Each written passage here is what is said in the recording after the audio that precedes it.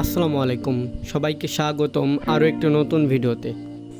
আজকের ভিডিওতে আমরা এই ধরনের প্রাকৃতিক দৃশ্য কিভাবে খুব সহজ টেকনিকে আঁকা যায় সেই বিষয়ে জানব। প্রথমে আমাদের খাতার চারপাশে সুন্দর করে দাগ টেনে নিতে হবে, যাতে দৃশ্যটা দেখতে বেশি সুন্দর লাগে আর ছবিটা একটি ফ্রেমের ভিতর থাকে।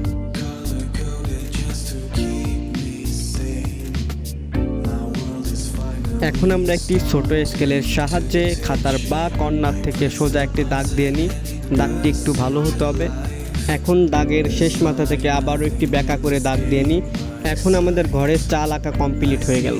এখন আমরা ঘরের দরজা এবং জানালা আঁকবো। তার জন্য আমাদের এইভাবে একটি স্কোয়ার শেপে একটি খোপ এঁকে নিতে হবে। তারপর তার নিচে সোজা একটি টান দিয়ে ঘরের ডুয়া এঁকে নেব।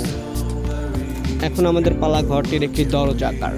তো দরজা আঁকার জন্য এইভাবে একটি খোপ এঁকে নিলাম। খোপের দরজার দুই পাশে আমরা দুইটা জানালা এঁকে নিলাম। তো এগুলো সুন্দর করে করতে হবে যাতে দৃশ্যটা বেশি সুন্দর হয়। এখন সেমভাবে আমরা এই পাশে আরেকটি ঘর আঁকবো। তার জন্য সোজা একটি টান দিয়ে নিলাম, আবারও একটি ব্যাকা টান এবং তার নিচেই আবারও একটি সোজা টান দিলে হয়ে যাবে একটি ঘরের ছাদ। এখন আমরা আগের ঘরটির মতোই সেমভাবে একটি দরজা এবং একটি জানালা আঁকলেই এই ঘরটি কমপ্লিট হয়ে যাবে। তো আমরা প্রথমে একটি দরজা এঁকে নিই, তারপরে দরজার দুই পাশে দুইটি জানালা। এখন আমাদের সুন্দরভাবে দুইটি জোড়া ঘর আঁকা শেষ। এখন আমরা এই ঘরটির উপরে একটি গাছ আঁকবো। তার জন্য আমাদের এইভাবে একটি টান দিয়ে সেমভাবে একটি টান দিয়ে উপরে ভিড় মতো একটি আঁকতে হবে। তারপর দুই পাশ থেকে সুন্দরভাবে ঢেউর মতো দিলেই আমাদের গাছ আঁকা কমপ্লিট।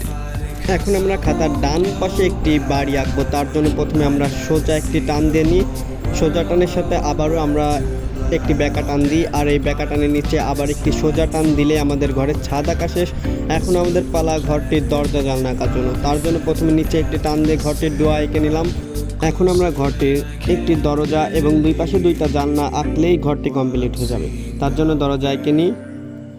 এখন দুই পাশে দুইটা জানলা আঁকি। হ্যাঁ, এখন আমাদের ঘরটি কমপ্লিট হয়ে গেছে। এখন আমরা যদি ঘরের উপরে একটি কলা গাছ আঁকি তাইলে আমাদের ঘরটি দেখতে আরও ভালো হবে। এখন কলা গাছ আঁকার জন্য আমরা সোজা এইভাবে টান দিয়ে এইভাবে ব্যাকা টান দিয়ে একটি ঢেউ খেলানোভাবে দাগ দিলেই আমাদের কলা গাছের পাতা আঁকা কমপ্লিট।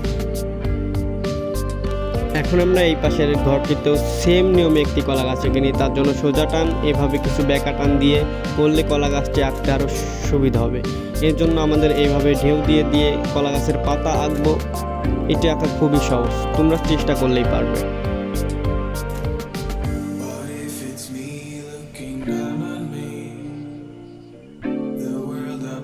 এখন আমাদের কলা গাছ আঁকা শেষ। এখন ঘরের পিছনে একটি নদী আঁকবো।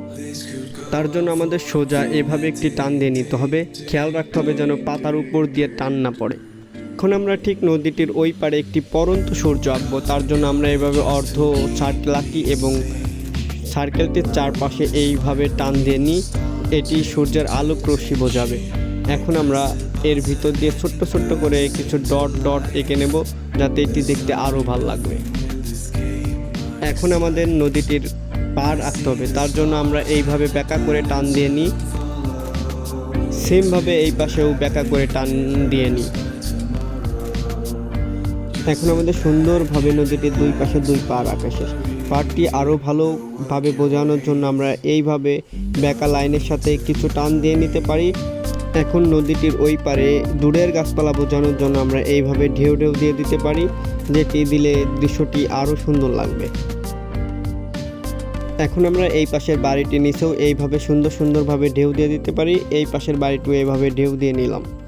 এখন আমরা নদীতে একটি নৌকা এঁকে নিই, আর আমরা সবাই মোটামুটি নৌকা আঁকতে পারি। তো আমরা সুন্দরভাবে একটি নৌকা আঁকবো।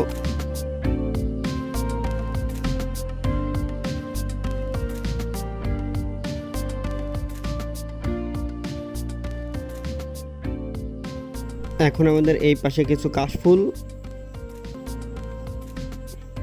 এবং এই পাশে কিছু কাশফুল আঁকলে এই দৃশ্যটি আঁকা শেষ। এখন আমাদের দৃশ্যটি আঁকা শেষ। কেমন হলো সবাই কমেন্টে জানাবা অবশ্যই।